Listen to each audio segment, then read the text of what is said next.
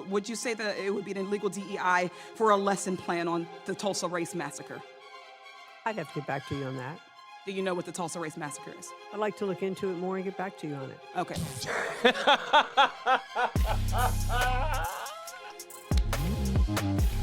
Of course you don't know shit about it. You don't know all about it, of course. You know what I'm saying? Drop a like, leave a comment, let me know you're in here. We finna have fun tonight.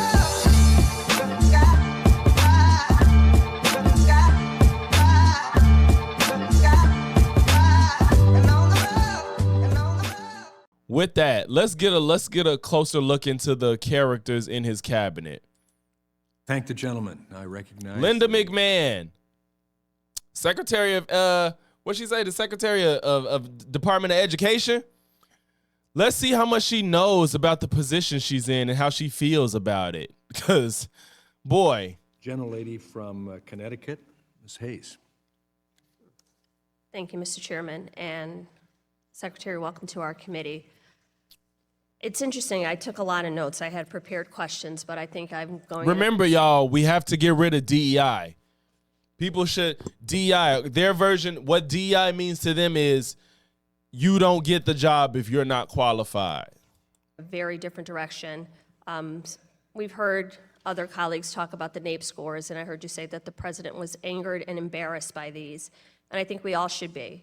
But when you disaggregate those scores, they clearly show that low-income students score significantly lower than their white and higher-income peers, and that is mostly in part to ongoing disparities in educational access and quality, which makes much of what I'm hearing today that much more relevant. You mentioned Connecticut. We both come from the state of Connecticut. Connecticut relies on property taxes to fund education, and we have one of the largest income gaps in the nation, which means by design or default. DEI is destroying the country, but let's get all the white people that's unqualified into the job, and we'll be much better off.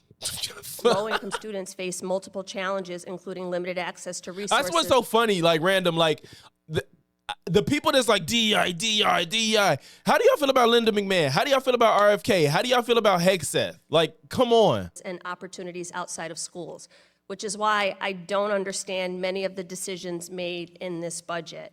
One of my colleagues asked about collecting data on family composition and background. The Department of Education Office of Civil Rights is mandated by law to do that. I was pleased to hear you say that states do not, the Department of Education does not control curriculum, instruction, instructional materials, the teachers that are hired, which makes your words contradictory because every argument you have is to put local control back into the states. But states already have local control, as anyone who has any knowledge. Yeah, that's what's so weird. Like, dismantle the Department of Education, dismantle the Department of Education. The states could do it. The states already control their education. Like, I don't get this logic. They're like, we don't put it back to the states. All y'all doing is making it a bigger burden to the states. They gave us you help with some money. It's not like the public schools are fully funded by the federal government. Fucking funded by taxes. So that's already one thing. Now you're going to take away the little bit that they do help with to say put it back on the states, and then it be the red states that's already fucked. This shit is fucking stupid. Or background of education would already know. The role of the Department of Education would be the civil rights enforcement of those local controls, which again, the irony of this budget zeroing out American history and civic education programs when you couldn't even answer a question about Ruby Bridges or the election of President Biden, which are as basic. Ah, fuck, I thought that was this video. Well, we're going to get to that one too. As it gets. So I really, really don't understand it. But you are making the argument for me because when you respond to questions from my colleagues by saying that sounds like an issue for state legislatures. It's just so strange. They're like, education is fucked right now. So what we need to do is get rid of the bare minimum standard that we want all kids to try to have across the entire country. Let's get rid of it. And all the states just fend for yourselves and figure it out. And then education will be better. Just like the defund the police bullshit, the shit that don't work, just honestly, most times the shit needs more funding, more money. What happens with businesses that are doing bad and they get more money? It gets better, motherfucker. Like, The shit that, and it's not like this shit don't matter. Education is the starting place for people to have a productive society. And why wouldn't the first thing you would think is we need more money into education so people don't get left behind, so we have less homelessness, so we have less lower income, so we have less poverty, all this shit.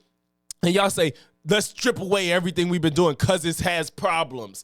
What if you ever approached something with a problem and just got rid of it? When your roof is leaking, you don't take the roof off and then go figure out what's next. You fucking patch it. And then if something wrong somewhere else, you fix that. You don't just strip the shit away and then figure it out afterwards. Because now your everything is fucked once you strip off the entire roof of your fucking leaky ceiling. That's what, yeah, right. Like, taking away money just doesn't make any sense. Oh, my tire went flat. Fuck it, just get rid of the car. Well, now I just created a whole new problem. Like, you ain't got can you help me figure out where to go to get my tire and get a new tire? You know what I'm saying? Whatever the fuck the situation is. If the shit is a problem, but it's something that's important, and we see the results of schools that have good funding. We see that they have better outcomes. How is the concept inconceivable that you should just put more funding into schools? It pays off in the long run, just like you claim these tariffs going to do, right? The tariffs, 15 years, we'll be the richest we've ever been. Well, what do you think will happen if you put some money into schools? What do you think will happen? What do you think will happen? Wouldn't that same concept apply in this situation?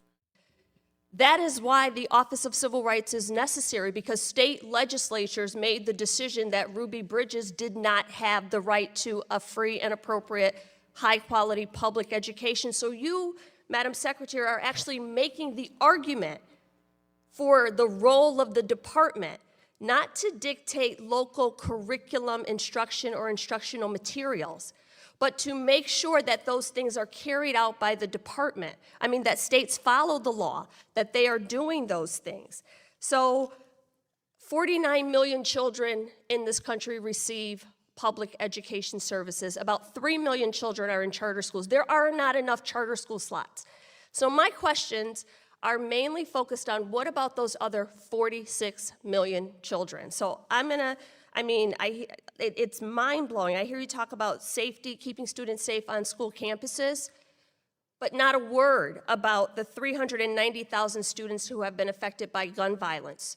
I was in the classroom on the day Sandy Hook happened, and the federal government came in with almost $2 million to rebuild that community and provide programs for the surrounding communities. In your opening, I heard you mention student athletes and LGBTQ students twice, not one word. And even when my colleague asked you if you thought it was a public health crisis, you can't answer questions that affect the majority of students. So I'm not really sure. I mean, I am an educator by nature. I try to be supportive of what the Department of Education does because I need for you to succeed, for my students to succeed. But when you come in and say your final mission is to eliminate the department, it says to me that the 46 million children that are not receiving services do not matter. I've ran out most of my time, but this bill defunds literacy programs, eliminates 21st Century Community Learning Center, eliminates preschool grants for children with disabilities, eliminates reduces funding for career and technical education, like all of these things. I'm going to ask you two really quick questions. Do you think that Holocaust education in our schools is a DEI program? There's no card for that. That's just yes or no. I can look at it whatever card I Holocaust choose. education, Thank is you it a very DEI? much. You can have a press conference to say whatever you want. I just need a quick answer to Your this. soliloquy Is very Holocaust, informative. because this is my time, is Holocaust education a DEI program? No. Is African American Studies a DEI I program? think I answered that with one I'm of the asking other it again. cards. This Wait, what? Why was you resistant to answer that? What? Is African American Studies a DEI program? I think I answered that with one I'm of the asking other it again. cards. We should be Just able, yes or no? we should be able to teach My courses in their point is they entirety. are DEI programs, both of them, because students need diversity, equity, and inclusion to understand their environments. So both Holocaust education and the teaching of African American history are important, which is why the state of Connecticut requires it in our social studies curriculum. You're talking out of both sides of your mouth. You can't support one. She straight up said Holocaust is necessary, but couldn't say the same for African American history. That's crazy. One The without gentlelady's supporting the time has other. expired. And looking at what happens in the schools and actually deferring to teachers, parents who are on curriculum committees, local boards of education and states who actually do the hard work The and gentlelady's time listening has to what expired. they say I appreciate would be the incredibly helpful in Passion, this but role. it's time to move on. I yield back. I recognize the gentlelady from Pennsylvania, Ms. Lee. Thank you, Mr. Chairman. I think that in very many ways we've been talking around a lot of the issues with this administration. So to be honest and to be very clear, I want to say that this administration has undoubtedly revived the culture of racism we haven't seen since the Jim Crow era.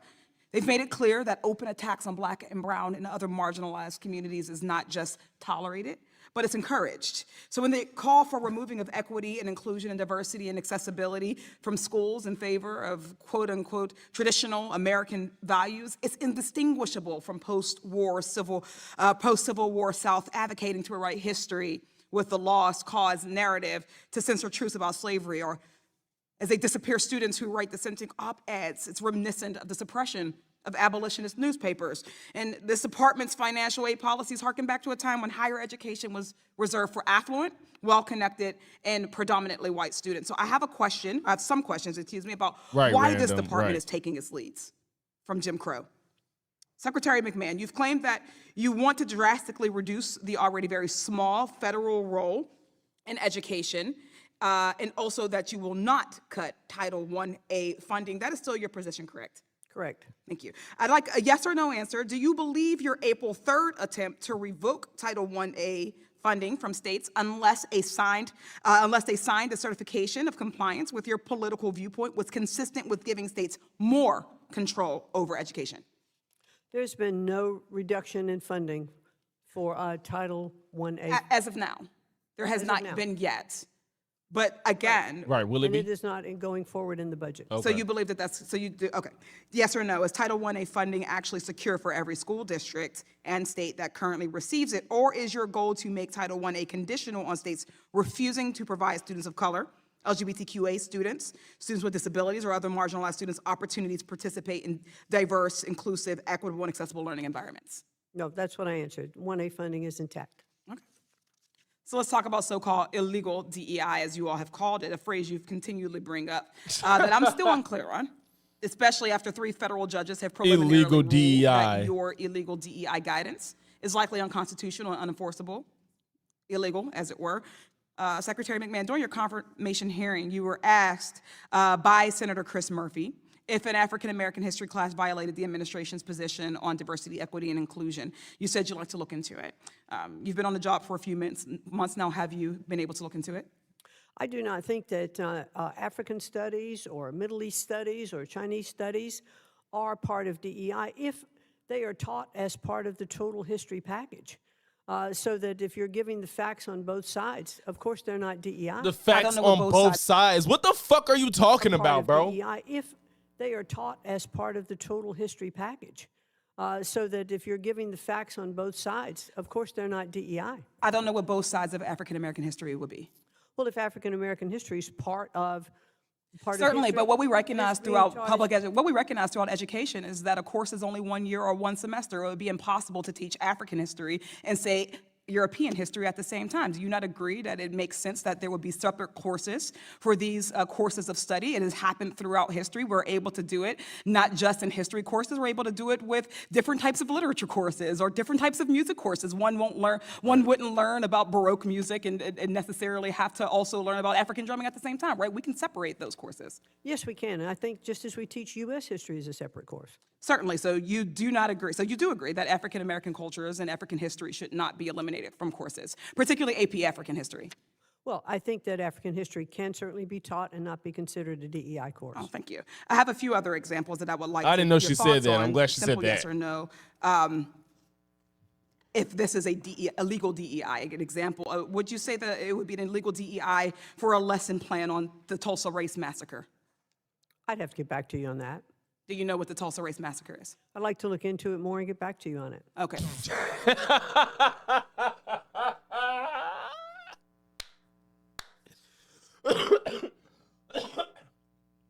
Of course you don't know shit about it. You don't know fuck all about it, of course. Of course you don't know about the Tulsa Race Massacre.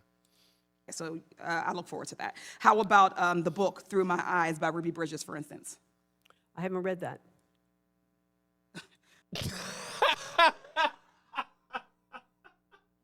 She couldn't even hold back the laugh. It's just, if you weren't the Secretary of Education, it might be more excusable. But in this case, it's not for y'all to be coming in with a hatchet trying to cut everything away. And you can't, the Secretary of Education saying that she don't know shit about Ruby Bridges, bro. Eyes by Ruby Bridges, for instance. I haven't read that. I haven't read that. Of course you didn't fucking read it. Have you learned about Ruby Bridges? If you have specific examples you'd like That to was a cite, specific I example. will- What's more specific than Ruby Bridges? I'll be very happy. It was for an you- incredibly for specific you example. to submit I named those a in your specific book. questions, and I will look into it and get back to you on Thank them. I you. look How forward to about a answering them school having a directly. voluntary celebration for Pride Month? Voluntary. I think that, Voluntary. Wait, is that, did she repeat the word voluntary? well, I think that, Voluntary. Exactly. Because she wants to try to frame it as if schools are going to be mandated to do it. But she's saying if a school wants to do it, are y'all trying to take that away from them? And the school should have the ability to do that if they fucking want to. well, let's make sure that in our schools. yes or no? We're looking, no, it's not. Okay. How about social studies standards that teach that President Biden won the 2020 election?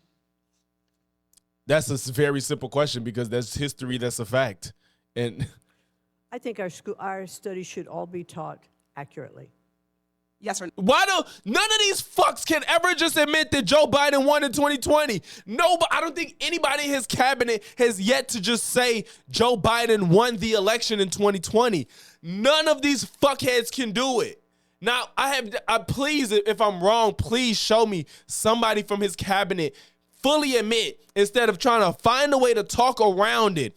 I think that history should be taught accurately. Bitch, she said should we teach that Joe Biden won the election in 2020? I think our studies should No, be no, no. taught The accurately. question was, do you believe that social studies standards that teach that President Biden won the 2020 election is an illegal DEI? Yes or no? I think I have said we should teach accurately. We should. No, be you have on all not answered sides. the question. Well, I am I answering don't the understand question. why you're incapable I'm of just answering. not giving you the answer you want. but No, am I want answering the answer, question. whatever your answer is. I just gave you the answer. No, the answer is yes or no. No, the answer is I think the our answer is courses yes or should be no. taught Gentleladies, accurately. Thank you so time much. is- I yield back. Oh, Thank the gentleman. Yo, these people are trash. Like, they are fucking trash, bro. This is the trashiest of trash. I just can't. I can't. Like, it makes no sense to be this, like, loyal to a person. Like, because think about it. Even if they say he won, what's Trump going to do? Fire them the next day? What precedent would that set? Was like, damn, if I say that Biden won in 2020, am I going to get fired next? Like, is that the move that's going to be? Is that going to be the standard? Is that going to be the norm? That's insane to me, bro. Like, this is sad. And this is Trump's cabinet. We got Elon turning on him. We had, I think that dude, didn't that dude he got switched in his position for the signal gate. You got Linda McMahon that don't know shit about education. That wasn't the only one. That was brilliant, right? That wasn't those two clips of Linda. There was more. She had got some math fucked up, but to be fair, I think she had to do it at the top of her head. To be fair, it was some big ass numbers they was asking her to do, which is a little bit unreasonable if we're gonna be honest. But nonetheless, she don't know shit about Ruby Bridges. It was another one was they said where was the U.S. ranked in, or some state ranked in math in a certain year, and she said somewhere low, and it was actually they were number one at the time. Like, if you don't know, just say that shit. You know, you got Kristi Noem, the fucking Secretary of Homeland Security or something. What the fuck is she? What the fuck is she? I forgot what she was. She don't know what the fuck habeas corpus is. Homeland Security Secretary Kristi Noem made headlines during her testimony to the Senate Homeland Security Committee Yeah, Tuesday, Homeland Security. when she incorrectly answered what the fundamental U.S. right known as habeas corpus means. This is Trump's So, cabinet. Secretary Noem, what is habeas corpus? Well, habeas corpus is a constitutional right that the president has to be able to remove people from this country and suspend their right let me stop you now. Suspend their right Habeas to- corpus, excuse me, that's incorrect. It's wrong. The concept of habeas corpus dates back to the Magna Carta. It is the right of prisoners to challenge their imprisonment, allowing them to ask a judge to issue a writ of habeas corpus, essentially a court order, demanding that whoever is detaining them prove in court that their detention is lawful. If a judge finds that is not the case, the prisoner must be freed. This right is explicitly granted in the first article of the Constitution, saying, quote, "The privilege of the writ of habeas corpus shall not be suspended unless when in cases of rebellion or invasion the public safety may require it." The Supreme Court has consistently upheld this right and says it extends to both citizens and non-citizens. For example, activist Mahmoud Khalil, a lawful permanent resident whose status has been revoked by the government because he took part in pro-Palestinian protests and is currently detained by Immigration and Customs Enforcement, filed a habeas corpus petition challenging his detention. In 2008, the Supreme Court also extended this right to non-citizens detained at Guantanamo Bay. But yeah, y'all get the point, man. Like these people, none of these people are unserious people, and Trump surrounds himself by yes men, and he don't give a fuck about if they could do the job or not. It's just about their loyalty to him and them getting themselves over to the next step of their career. That's all it's about, bro.